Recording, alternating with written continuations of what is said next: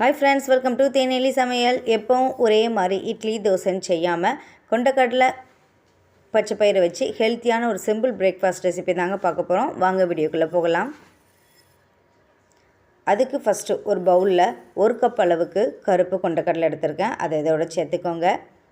இது கூடவே 1 கப் அளவுக்கு பச்சை பயிர் எடுத்திருக்கேன். அதையும் சேர்த்துக்கோங்க.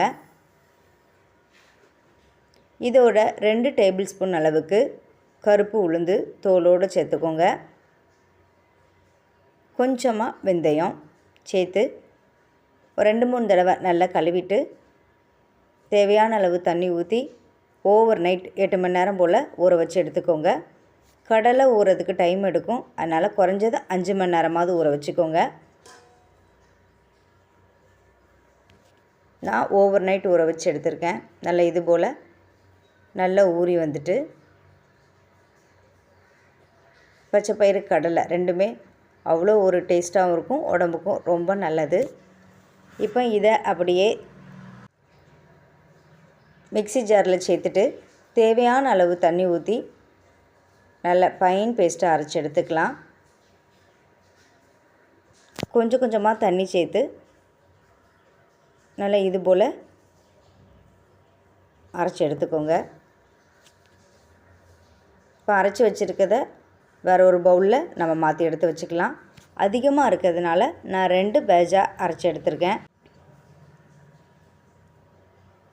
இப்போ மிக்ஸி ஜாரில் ஒரு 1/2 டம்ளர் போல் தண்ணி சேர்த்து நல்லா கழுவிட்டு இதோடு சேர்த்துக்கலாம். இப்போ இதுக்கு தேவையான அளவு உப்பு சேர்த்து நல்லா கலந்து விட்டுக்கோங்க. கடலை பச்சை பயிறு ரெண்டுலேயுமே நார்ச்சத்து, இரும்பு சத்து, புரதச்சத்து அதிகமாக இருக்கிறதுனால வாரத்தில் 2-3 நாள் எடுத்துக்கிடும்போது உடம்புக்கு நல்ல ஒரு ஆரோக்கியமான ரெசிபி. தோசை சுட்டு எடுக்கிற அளவுக்கு இது போல் நல்லா கலந்து வச்சு ஒரு 3 to 4 மணி நேரம் போல் நான் ஊற வச்சுக்கிடுதேன். ஊற வச்சு எடுத்திங்கன்னா இந்த அளவுக்கு கொஞ்சம் புளிச்சு வந்திருக்கும். ரொம்ப புளிக்கக்கூடாது, டேஸ்ட்டு மாறிடும். ஒரு 2 மணி நேரம் போல் ஊற வச்சா போதும். இப்போ இது கூட கொஞ்சம் தண்ணி ஊற்றி தோசை மாவு பதத்துக்கு நம்ம கரெக்டாக கலந்து எடுத்துக்கோங்க.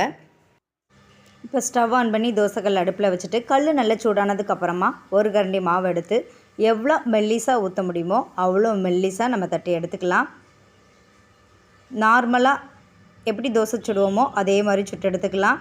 இதுக்கு மேலே எண்ணெயோ நெய்யோ எது சேர்க்குறதா இருந்தாலும் சேர்த்துக்கோங்க. கொண்டக்கடலை பச்சை பயிரில் நார்ச்சத்து, இரும்பு சத்து, புரோட்டீன் அதிகமாக இருக்கிறதுனால வாரத்தில் 2-3 நாள் எடுத்துக்கிடும் போது உடம்புக்கு ரொம்ப நல்லது. பிள்ளைங்க சுண்டில் வச்சு கொடுத்தா சாப்பிட மாட்டாங்க. அப்படி சாப்பிடாத பிள்ளைங்களுக்கு இது போல் தோசையாக சுட்டு கொடுங்க, நல்லா விரும்பி சாப்பிடுவாங்க. கூட 2-3 தோசை கேட்டு வாங்கி சாப்பிடுவாங்க. நல்லா இந்த அளவுக்கு மொறுமொறுப்பாக நல்லா கிரிப்ஸியாக சூப்பராக இருக்கும். நல்லா இந்த இதுக்கு காரசாரமான ஒரு சட்னி வச்சு கொடுங்க, நல்ல டேஸ்ட்டாக இருக்கும். இந்த வீடியோ உங்களுக்கு யூஸ்ஃபுல்லாக இருந்துச்சுன்னா மறக்காமல் என்னுடைய சேனலில் லைக் பண்ணுங்கள், ஷேர் பண்ணுங்கள், சப்ஸ்கிரைப் பண்ணுங்கள். Thank you friends.